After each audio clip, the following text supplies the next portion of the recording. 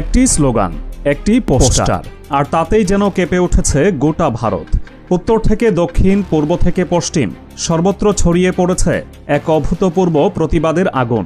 স্লোগানটি খুব সাধারণ, I love Mohammad, কিন্তু এই ভালোবাসার প্রকাশই যেন শাসক দলের জন্য মাথা ব্যথার কারণ হয়ে দাঁড়িয়েছে।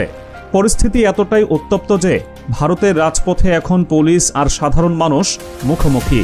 প্রশ্ন উঠছে, প্রিয়নবীর প্রতি ভালোবাসার প্রকাশ করা কি ভারতে এখন অপরাধ?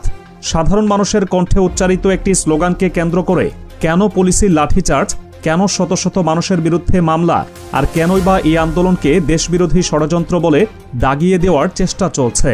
এই ঘটনা প্রবাহ কি তবে নরেন্দ্র মোদী সরকারের বিদায় ঘণ্টা বাজিয়ে দিচ্ছে? ঘটনা শুরু উত্তরপ্রদেশের বিয়ারেলিতে।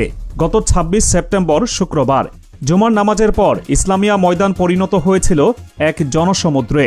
স্থানীয় প্রভাবশালী আলেম এবং ইত্তেহাদি মিলাদ কাউন্সিলের প্রধান মাওলানা তৌকির রাজার ডাকে হাজার হাজার মানুষ সমবেত হয়েছিলেন। তাদের উদ্দেশ্য ছিল একটাই, আই লাভ মোহাম্মদ প্রচারণার প্রতি নিজেদের সমর্থন জানানো এবং এই ভালোবাসার প্রকাশকে দমনের চেষ্টার বিরুদ্ধে তীব্র প্রতিবাদ করা। কিন্তু শান্তিপূর্ণ সমাবেশ কিছুক্ষণের মধ্যেই রূপ নেয় রণক্ষেত্রে। প্রত্যক্ষদর্শীদের ভাষ্যমতে পুলিশি উপস্থিতির মধ্যেই ময়দানে মানুষের ভিড় বাড়ছিল। নামাজের পর জনতা যখন তাদের দাবি তুলে ধরছিলেন, ঠিক তখনই পরিস্থিতি উত্তপ্ত হতে শুরু করে। পুলিশের পক্ষ থেকে অভিযোগ তোলা হয়, ভিড়ের মধ্য থেকে উস্কানিমূলক স্লোগান দেওয়া হয়েছে এবং পাথর ছোড়া হয়েছে। এরপরই শুরু হয় পুলিশের অ্যাকশন।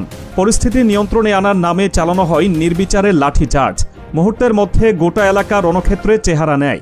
বাতাসে ভাসতে থাকে মানুষের আর্তনাদ, ছড়িয়ে ছিটিয়ে পড়ে থাকে জুতা, স্যান্ডেল আর ইট পাটকেল। পুলিশ ঘটনাস্থল থেকে অন্তত ১২ জন বিক্ষোভকারীকে গ্রেফতার করে নিয়ে যায়। বিয়ারেলির আইজি অজয় সাহনির বক্তব্য শুনলে মনে হবে পুরো দায়টাই যেন বিক্ষোভকারীদের। তার ভাষায়, পুলিশ ফ্ল্যাগ মার্চ করছিল এবং সবাইকে নামাজ শেষে বাড়ি ফেরার অনুরোধ করেছিল, কিন্তু পরে ভিড় থেকে গুলি চালানো হয় ও পাথর নিক্ষেপ করা হয়। কিছু অস্ত্র উদ্ধার করা হয়েছে। এটি পূর্ব পরিকল্পিত ষড়যন্ত্র বলে মনে হচ্ছে। পুলিশের এই ভাষ্য কতটা সত্য তা নিয়ে প্রশ্ন থেকেই যায়, কারণ আন্দোলনকারীদের দাবি তারা কেবল নিজেদের ধর্মীয় অনুভূতি প্রকাশ করতে চেয়েছিলেন। কিন্তু সেই শান্তিপূর্ণ জমায়েতকে কেন শক্তি প্রয়োগ করে ছত্রভঙ্গ করা হলো? আর যদি ষড়যন্ত্রই হবে, তাহলে তার প্রমাণ কোথায়? সমাজবাদী পার্টির প্রধান অখিলেশ যাদব এই ঘটনাকে সরাসরি সরকারের ব্যর্থতা বলে চিহ্নিত করেছেন। তিনি বলেছেন, সরকার পরিচালিত হয় সম্প্রীতি আর সদিচ্ছার মাধ্যমে, লাঠিচার্জ দিয়ে নয়। আমরা এর তীব্র নিন্দা জানাচ্ছি। তার এই বক্তব্য স্পষ্ট ইঙ্গিত দেয়, যোগী আদিত্যনাথ